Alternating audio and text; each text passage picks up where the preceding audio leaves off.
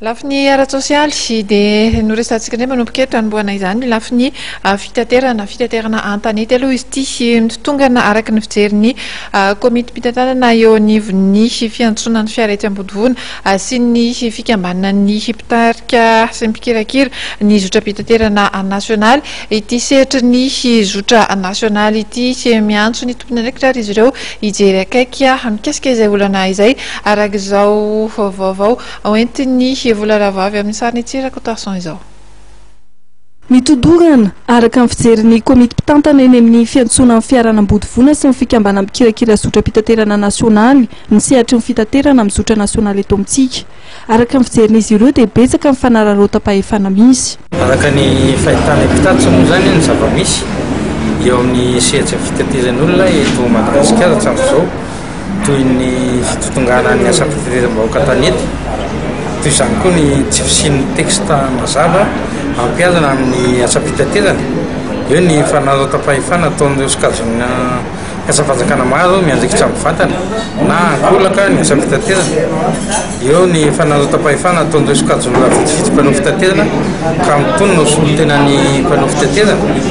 Eo anatsihan'ny fanjakana mba ahazoany tombotsoa manokana na toerana eo anivon'ny fitondrana nefa tsy men'ny mpanao fitaterana alalana kosa momba izany.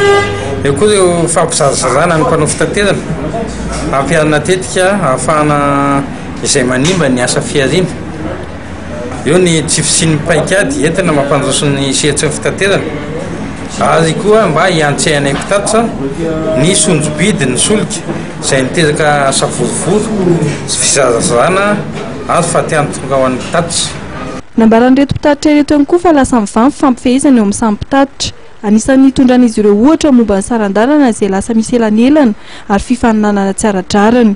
Manoloana dia mitaky ny tokony hanatotosana feonambe nasionaly mitatitra ny KMA sy ny fikambanana mikirakira zotra mpitaterana nasionaly. Manome andraikitra ny syndicat sy mampafy izay hipetraka ho mpanelalelana hiadevitra amin'ny fitondram-panjakana ao anatina fotoana fohy menay 48 heures izy handray ny andraikiny anomana ihany koa izany hoe sommet national sy ny fandaharam-potoana izay tokony derany amin'ny ministeran'ny fitaterana sy ny ATT. Manataka ihany koa izay amin'ny syndicat sy ny ministera mba ho averina amin'ny toerana misy azy ny ATT. Nisongadina indrindra ireo nandritra ny feonan'ny komity mpitantanana eny amin'ny fiantsonan'ny fiara eny Ambodivoana sy ny fikambanana mikirakira zotra mpitaterana nasionaly izay nitanterahana teny Anosizato.